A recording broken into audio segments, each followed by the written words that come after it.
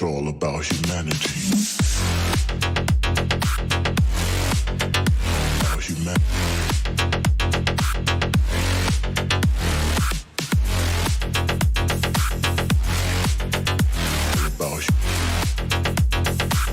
It's all about humanity. About humanity.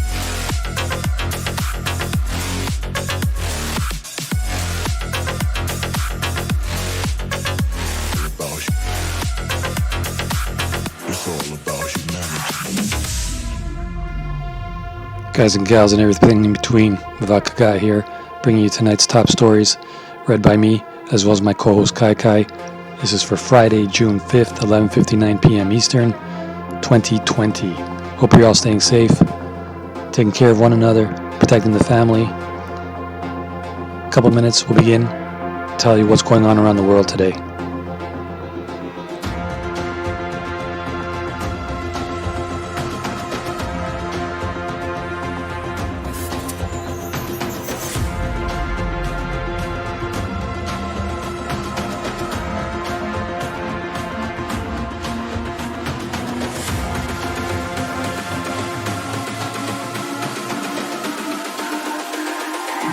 It's all about humanity. About humanity.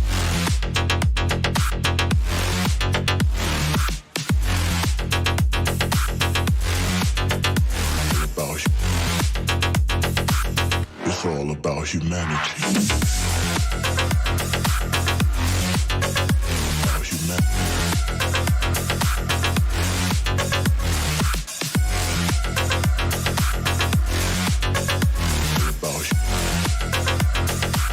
It's all about humanity.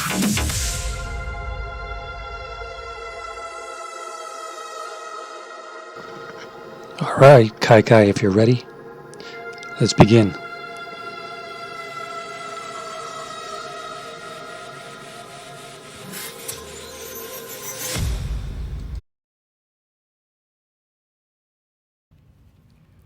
All officers in the Buffalo Police Emergency Response Team resign from roles on team. 57 officers resign in support of suspended officers. The entire force of the Buffalo Police Emergency Response Team has resigned as of Friday afternoon in support of the 2 officers who were suspended without pay following an incident in Niagara Square on Thursday evening. Just after curfew, 75-year-old Martin Gugino was shoved by officers, causing him to fall to the ground. Gugino is in serious condition at ECMC. The 57 officers have not resigned from the department and will keep their jobs. They have only resigned from their roles on the emergency response team. A Buffalo PBA representative tells 7 Eyewitness news anchor Hannah Buller these officers were simply following orders given by DPC Joe Gramaglia to clear the square.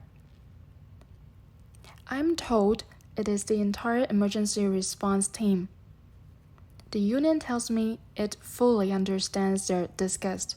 These officers were simply following orders given by DPC Joe Gramaglia to clear the square. 7 Eyewitness News has obtained a copy of the email sent by Buffalo Police Benevolent Association President John Evans, indicating the PBA will no longer pay for the legal defense of members of the ERT or SWAT teams in relation to the protests. The decision of the officers to resign was announced a few hours after this email was sent. The email also references mistreatment of police officer Corey Krug. Krug was charged with deprivation of constitutional rights and found not guilty last year in connection to a 2014 incident caught on camera by 7 Eyewitness News photojournalist. It is unclear how the department intends to fill the role of this team in future protests, but Mayor Brian Brown did say in a statement that plans were in place. The City of Buffalo is aware of developments related to the work assignments of certain members of the Buffalo Police Force. At this time, we can confirm that contingency plans are in place to maintain police services and ensure public safety within our community. The Buffalo Police continue to actively work with the New York State Police and other cooperating agencies. Mayor Brian Brown, City of Buffalo. In response to the resignations, a New York State Police spokesperson said in a statement, "The New York State Police is aware that Buffalo Police Emergency Response Team has resigned. The New York State Police will be adding additional troopers in this region." In addition to the suspensions, Erie County District Attorney John Flynn's office is also investigating the incident and will determine whether the two suspended officers will be charged. D.C. Mayor Bowser has Black Lives Matter painted on street leading to the White House. The act was intended to honor protesters who had peacefully assembled earlier this week. District of Columbia Mayor Muriel Bowser on Friday had Black Lives Matter painted on the street that leads to the White House, where protesters have been demonstrating following George Floyd's death in police custody. There are people who are craving to be heard and to be seen, and to have their humanity recognized, and we had the opportunity to send that message loud and clear on a very important street in our city, Bowser said at a press conference. And it is that message, and that message is to have to the American people that Black Lives Matter, Black humanity matters, and we as a city raise that up as part of our values as a city. The mayor said that the people who painted it were from the D.C. Public Works Department. There was a dispute this week about whose street this is. John Falchicho, chief of staff for Bowser, a Democrat, said earlier in a tweet, "Mayor Bowser wanted to make it abundantly clear that this is D.C.'s street and to honor demonstrators who were peacefully protesting on Monday evening."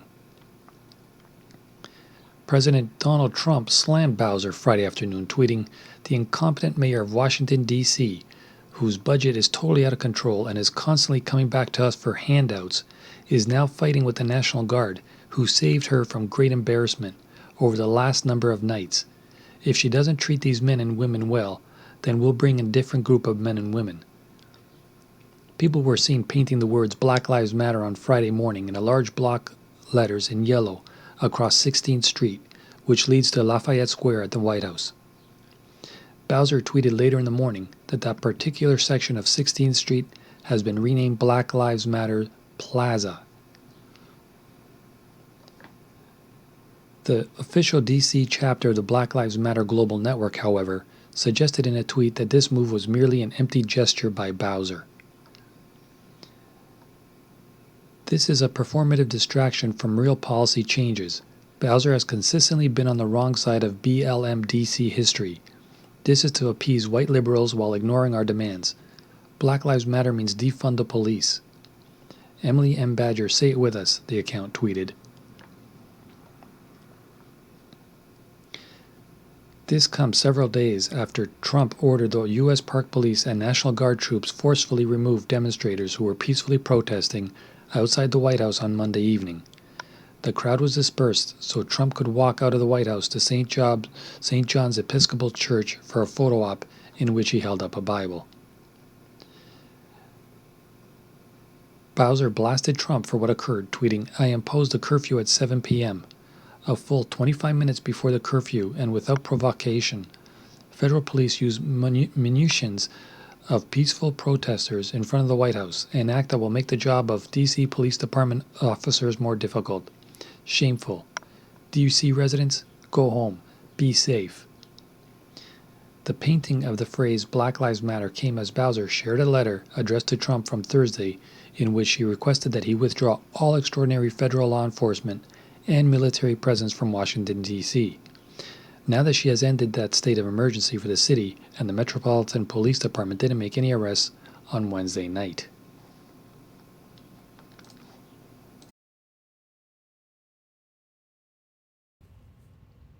Trudeau takes a knee at anti-racism demonstration.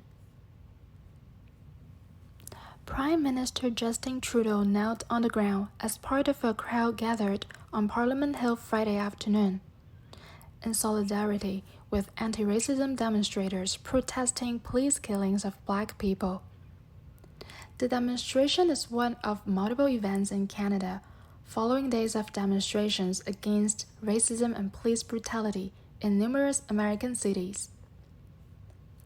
Trudeau had declined to say earlier Friday whether he would attend, but arrived on Parliament Hill in mid-afternoon with security guards, wearing a black cloth mask. Some in the crowd shouted at him and to stand up to U.S. President Donald Trump. The Ottawa event was organized by No Peace Until Justice, formed by a young black woman. The goal was to bring together black activists and organizations and allies to stand in solidarity against police brutality and societal racism. Trudeau clapped and nodded in response to many of the things said by speakers at the front of the crowd, including one said there is no middle ground on the issue. You are either a racist or an anti-racist, the speaker said. Trudeau gave a similar response when the people started chanting, "Black Lives Matter." He did not speak and left as others began leaving Parliament Hill to start marching through the Capitol. The demonstrations followed protests across the U.S. after a video showed a white Minneapolis officer kneeling on the neck of a black man, George Floyd, for nearly 9 minutes, even as he pleaded that he couldn't breathe. Floyd fell still and died, the officer's knees still on him. At one point, the crowd in Ottawa went silent for the time Floyd was held down. Trudeau put one knee to the ground, his head bowed, as others also took a knee around him. The Ottawa march that followed was not supposed to go to the U.S. Embassy, but wound up there anyway. The mission's Twitter account promised the building's lights would be dimmed for 9 nights in Floyd's honor, acknowledging that the gesture is small and not enough. Demonstrators peacefully chanted, clapped, and clutched signs that said, "Demilitarize the police and say their names," a slogan urging people to remember and recognize the victims of police brutality by name. Organizers asked police to stay away and said they had not invited Mayor Jim Watson, who had said he would attend. The group also said it opposed all live streaming and video or photos to protect the identity and safety of those attending. In Toronto, as officers generally kept a low profile, more than 1,000 people walked peacefully in blazing sunshine chanting, "I can't breathe," "No justice, no peace," or "Hands up, don't shoot." Others held signs reading, "Racism is a pandemic too," or "Silence is violence." They later massed in a sudden downpour, kneeling and raising clenched right fists, with most then dispersing. Reports and video of problematic police encounters with minorities in Canada have also surfaced recently. "We're fed up. We need change and we do not trust police," said one protester, John Coleman. "Black lives really matter." Toronto Police Chief Mark Saunders and other uniformed officers met a group of protesters. Then Saunders removed his hat and took a knee at a downtown intersection near police headquarters. "We see you and we are listening," Saunders, who is black, tweeted after the meeting. We have to all stay in this together to make change." Ontario Premier Doug Ford praised Saunders' action, calling it true leadership. Several businesses on downtown Yonge Street and area boarded up their windows in anticipation of Friday's protest, and others planned for the city over the weekend. The landmark Eaton Centre closed until Monday as a precaution. Even though Toronto boarded up everything, They must have thought that we were going to be on some crazy hooligan stuff that they only show on the news, but we actually came out here for possibility to get our message out, said one participant, Blake Gabriel. Another protester, June Watson, said she wanted to show Black people are equal to other races. People have this conception that Canada does not have a lot of racism, which is not true, Watson said. Earlier Friday, Trudeau called videos and reports from across the country in recent weeks disturbing. Those include an encounter between an Indigenous man and the RCMP in Nunavut. While each case needed to be investigated, Trudeau said the larger issue of systematic racism in policing was long-standing and needed addressing. Far too many Canadians feel fear and anxiety at the sight of law enforcement officers, Trudeau said. Over the past weeks, we've seen a large number of Canadians suddenly awaken to the fact that discrimination that is a live reality for far too many of our fellow citizens is something that needs to end. Change, he said, needed to start immediately, but would not happen overnight. Hundreds also gathered at City Hall in Barrie, Ontario, to call for justice for Black people. In Washington, U.S. President Donald Trump said everyone deserves equal treatment at the hands of law enforcement. Hopefully George Floyd is looking down right now and saying, "This is a great thing that's happening for our country. It is a great day for him. It is a great day for everybody."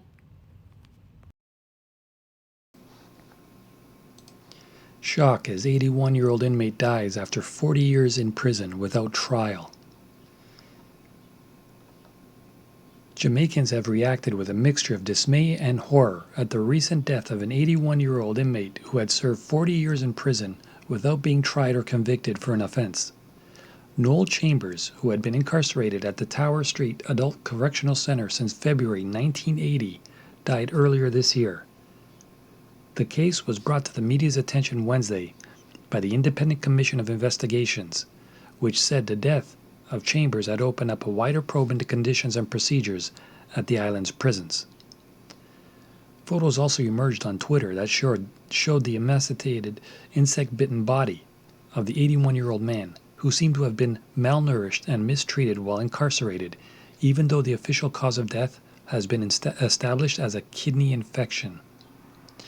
One user reacted, "The man is completely skeletal. This is wickedness. Justice." Another said, "That's not real. No, man. No." Former spokesperson and founding member of Jamaicans for Justice, Susan Goff, reacted by tweeting, "His condition at the time of his death indicate that he had been kept in the most inhumane and horrific conditions. What now, Jamaica?" A report published on the Indicom website said, "His medical record shows that on November 4, 2019, he was examined because he was not eating well, had poor vision, and flu-like symptoms. He was admitted to Kingston Public Hospital between November 21st and 28th, 2019. The report continued, "There is a referral on file from Tower Street Adult Correctional Center for KBH, dated December 15, 2019, having shown a history of hypertension, diabetes, and cholesterol.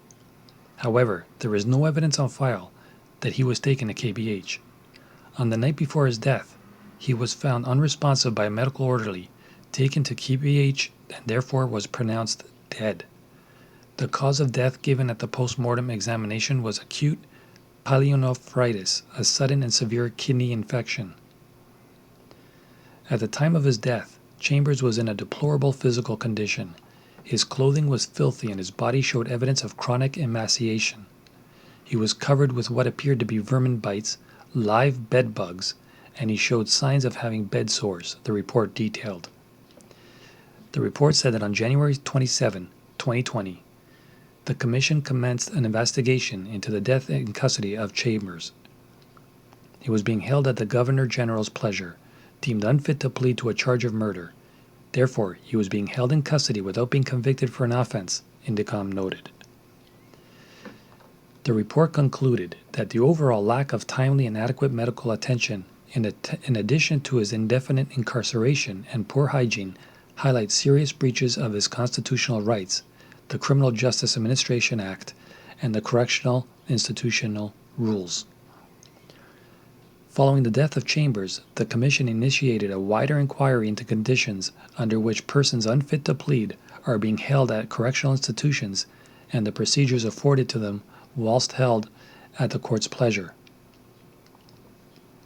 An inmate is detained at pleasure in cases where children are found guilty of a capital offense, persons are found unfit to plead by the court, or persons found by the court to be guilty of an offense are adjudged by the court to be suffering from a mental disorder.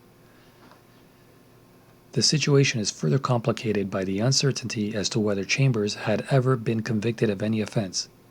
The report speaks to some confusion at the Department of Correctional Services regarding whether or not Chambers was convicted. It stated, "This inmate has no history of a mental illness. Repeated mental examinations reveal that there is no mental disorder and he is therefore competent to stand trial. He is not on any medication and is not a risk to himself or anyone at this time." The date for the second certificate is apparently 2009. Despite the certificate being prepared, Indicom said there is no indication that they were sent to the court or that Chambers was taken back to court for trial. His medical records further indicated that psychiatrists opined that he was fit to plead in 2007 and 2008. Evidence gathered also indicates that attempts by his family members and a human rights attorney to have his case heard in court proved futile. In time, his family grew disheartened with the process, the report surmised.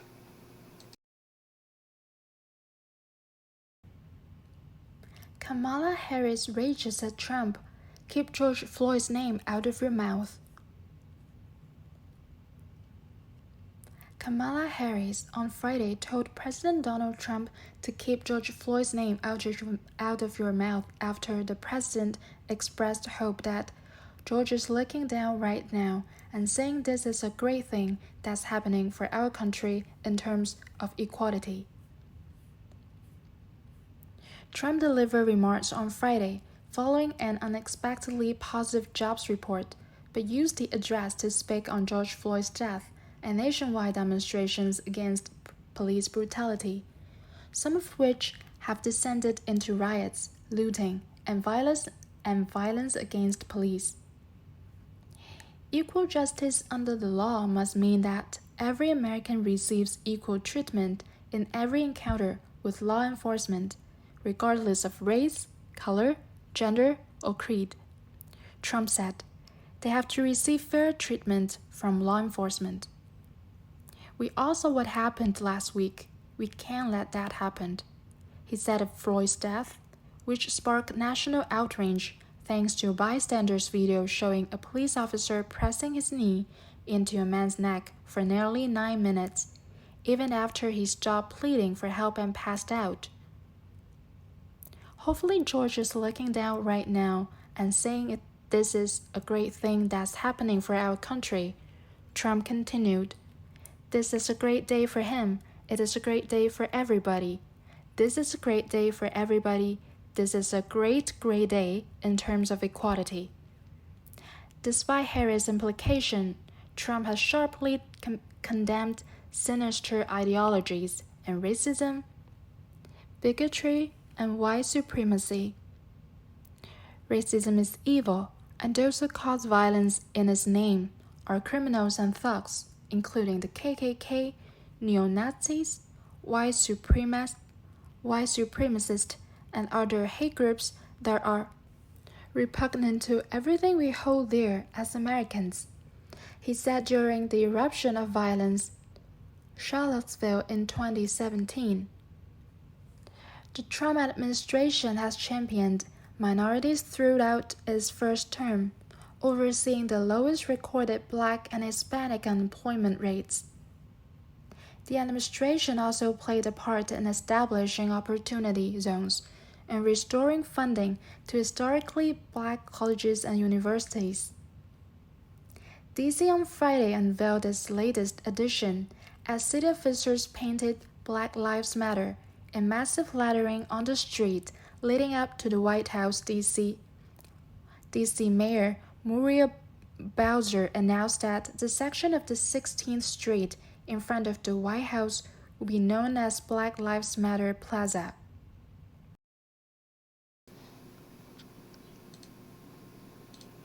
Alleged online child sex abuse network busted by federal police. 9 arrested and 14 children rescued. Australian federal police have arrested 9 men in relation to an alleged child abuse network that was filmed, photographed, and shared online. Releasing details of the investigation it said operated across 3 states, the AFP said 40 charges have been laid. At least 14 children have been removed from harmful situations. The investigation began in February after a tip-off from U.S. authorities.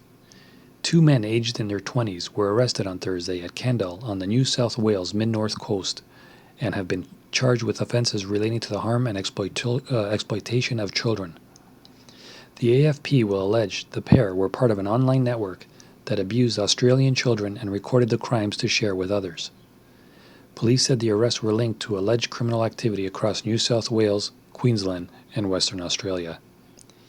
Kendal is the same town where toddler William Tyrrell disappeared in 2014. The 2 men lived there at the time, but there is no indication they are suspects in that case. Assistant Commissioner Lisa Gale described the investigation as the biggest and most horrific child exploitation ring uncovered in Australia to date. She said the investigation involved dozens of specialist operators working around the country who obtained tens of thousands of images. Operation Arkstone has shaken some of our most seasoned officers, Assistant Commissioner Gale said. A total of 40 charges have been laid, with 3 of the men facing life imprisonment. It takes a network to break a network, and to this end, we want to thank our police partners. The victims are getting younger and younger, and this type of offending is becoming more violent and brazen. 5 other men were arrested in New South Wales, while the remaining 2 men were arrested in Queensland and Western Australia. Assistant Commissioner Gale said all victims were boys, aged between 4 and 7 years old. It's understood the men met on the dark web, an area of the internet favored by criminals for its claimed anonymity, and then communicated on an encrypted app. Police said more alleged abusers associated with the network were yet to be uncovered. We are painstakingly reviewing material with Interpol-trained victim identification experts, noting every pixel from evidence, Assistant Commissioner Gale said.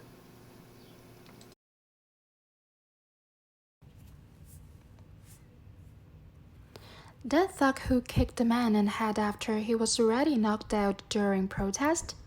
Police made an arrest, and the suspect is only 14. Who raised this little monster?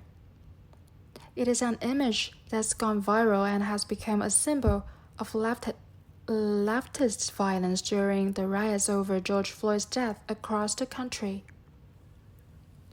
A group of protesters chased and pushed the man amid protesting in Portland, Oregon last weekend, after which he fell on the street, knocked out, face down, and motionless. And that's when another man was caught on video kicking him in the head and then running away. Afterward, one of the protesters can be heard boasting, knocked his mother's ass out. A nearby man can be heard asking, "Who the F are you running your mouth like that, man?" A close-up shot of the street surface showed a tooth amid a puddle of blood from the man's face. Well, police announced that they arrested a suspect in connection with the kick to the victim's head.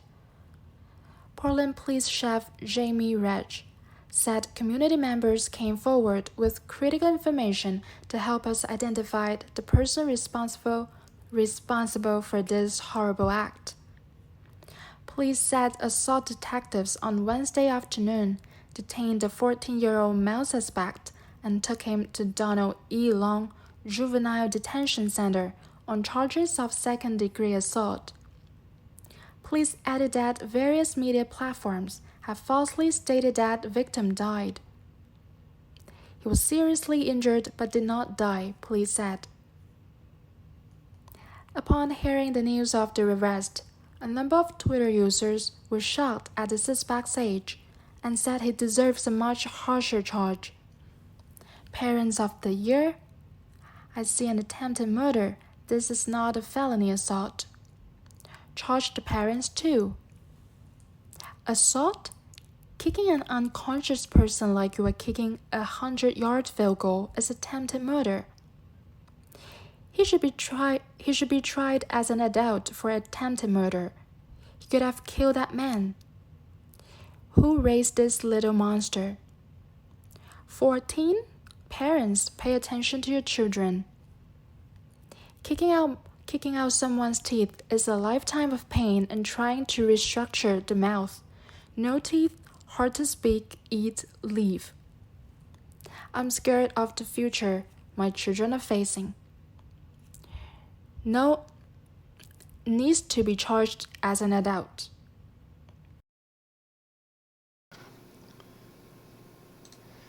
Three Chinese nationals were sentenced to prison Thursday for entering a restricted area at a naval base in Key West, Florida, to take photos. Chinese national Liao Liu, 27, was sentenced to 12 months in prison after pleading guilty to illegally entering the restricted area within Naval Air Station Key West in December and taking photographs and video, according to the U.S. Attorney's Office of the Southern District of Florida. In a separate case, Zhiling Zhang, 25, and Youhao Wang, 24, were sentenced to 12 months and 9 months in prison, respectively. Both men pleaded guilty to illegally entering a restricted area within the same naval base as Liao. They were also taking pictures, according to the U.S. Attorney's Office of the Southern District of Florida. Liao was arrested on December 26 for entering the restricted area and taking photos of an annex and other government buildings near sensitive military facilities. He was verbally warned not to, but did it anyway, according to the court documents. Liao had circumvented a security fence with numerous warnings posted on it, the document said, and continued to walk in the restricted area and take photos after witnesses verbally warned him. He later told officials that he reads and understands English better than he can speak it. According to the documents, Liao stated he was trying to take photos of the sunrise after U.S. military police approached him. He gave them permission to look at his camera, where they saw the images of Truman Annex and the facility, as well as photos of other government buildings in the area. A week later, Zhiling and Youhao approached the guard station in a blue Hyundai on January 4th at the 6B Annex at the Naval Air Station in Key West, according to the criminal complaint. When Zhiling and Youhao could not provide a military identification, a Navy security officer told them to make a U-turn and exit the facility. Zhiling and Youhao did not follow instructions and instead stayed at the facility for approximately 30 minutes, according to the complaint. Navy security officers obtained consent to look at the cell phones and the camera in their possession and observe photos of the 6B Annex property, including U.S. military structures on Fleming Key. The incidents happened shortly after 2 Chinese embassy officials were secretly expelled by the U.S. last year after they entered a sensitive military base near Norfolk, Virginia, according to the New York Times.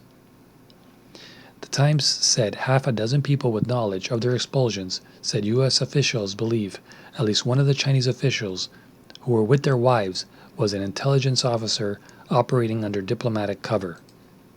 Guys, gals, and everything between, if you are new here, don't forget to subscribe, and please do smash that thumbs up, like button, whatever you want to call it. Would be appreciated.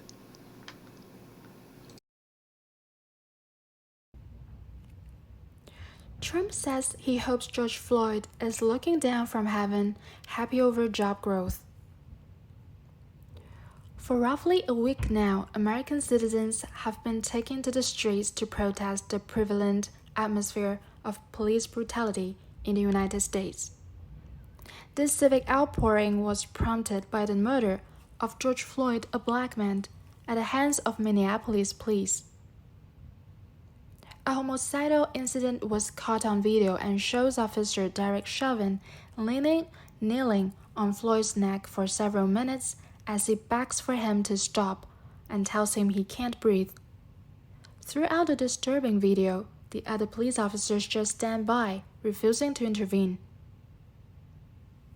Demonstrating a restraint that so many cops clearly lack, the protesters have been almost universally peaceful.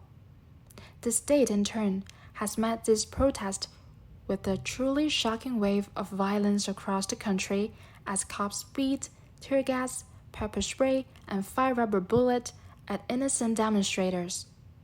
In doing so, the police have inadvertently made the protesters' point for them.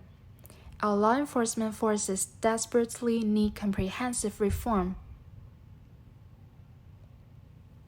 Add your name to tell states and police to reject Trump's calls to use violence against peaceful protesters.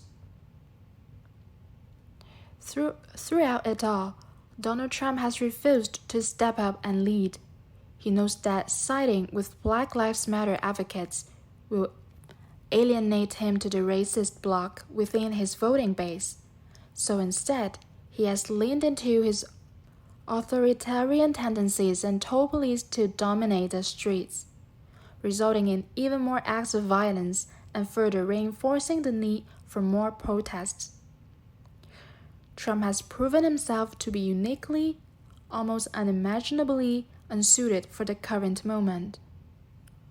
During a press conference in Rose Garden today, Trump showed how fundamentally he misunderstands the current crisis. After bragging about a May jobs reports, which showed a decrease in unemployment as 2.5 million jobs were added to the economy, and some boilerplate comments about equal justice under the law, the president said that George Floyd might be looking down happy. Hopefully George is looking down right now and saying, "This is a great thing that's happening for our country. This is a great day for him. It is a great day for everybody. This is a great day for everybody. This is a great, great day," said the president. It really should go without saying, but unemployment numbers have absolutely nothing to do with George Floyd's being murdered by a policing superstructure that values the lives of people of color less than those of white people. Adding jobs to the economy does not put an end to police brutality, and it certainly does not bring back those killed at the hands of law enforcement. It is jaw-dropping that such a statement would come out of the mouth of the President of the United States. When asked by reporters how the economy could possibly fix systematic racism, Trump grew irritated and blew them off. The simple fact is that not only does he have no plan to tackle the problem of racist institutions, he has no interest in the topic. Come November, he has to go.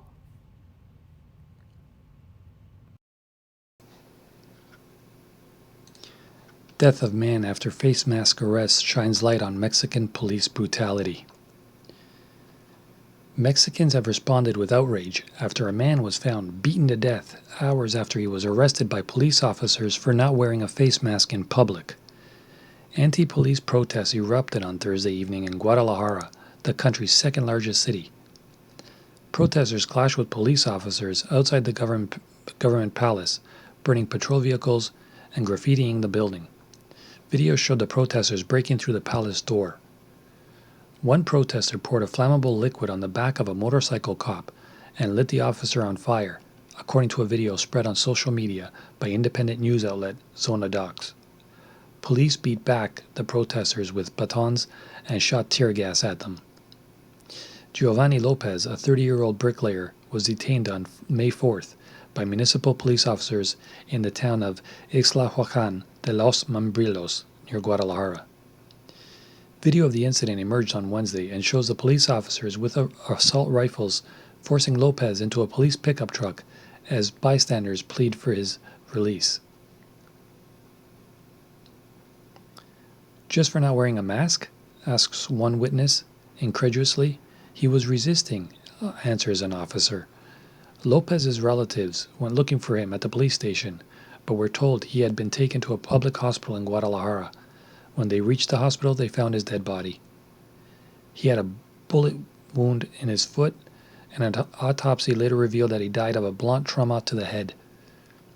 The video emerged as protests continue across the U.S. over the police killing of George Floyd, and shone a spotlight on police brutality in Mexico, where officers are often poorly paid and poorly trained, but prone to abusing their power. The hashtag Justicia para Giovanni trended on Mexican social media. Giovanni didn't die, the police killed him, tweeted actor Gael Garcia Bernal. The arrest took place in western Jalisco state, where Governor Enrique Alfaro issued strict rules on wearing masks in public amid the COVID-19 pandemic. Human rights activists had previously warned that Alfaro's suggestion that anyone ignoring the measures risked arrest was an invitation for police abuse. Corrupt police are taking advantage of this, said Father Robert Coogan, an American prison chaplain in the northern city of Saltillo.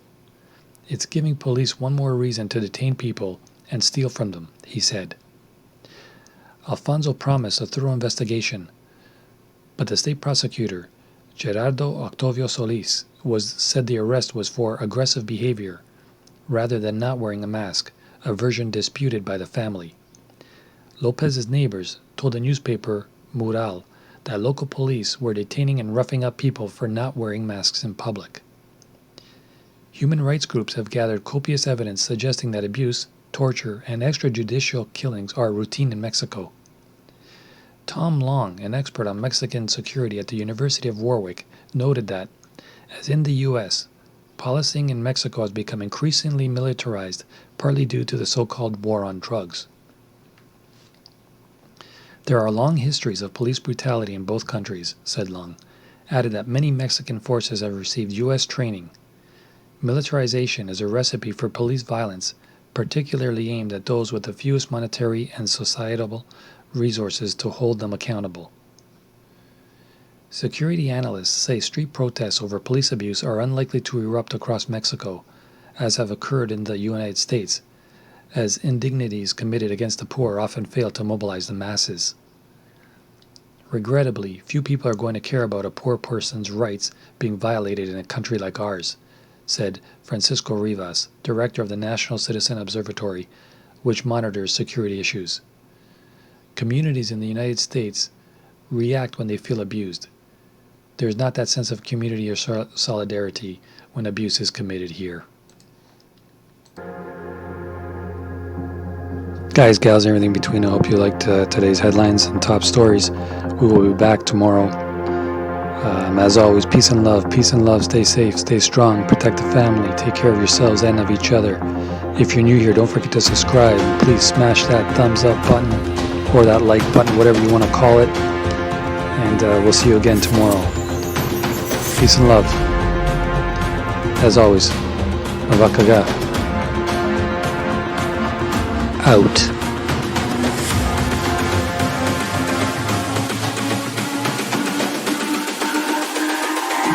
It's all about humanity. About humanity.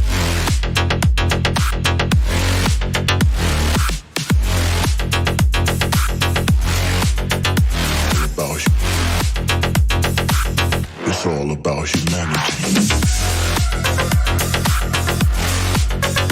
About humanity.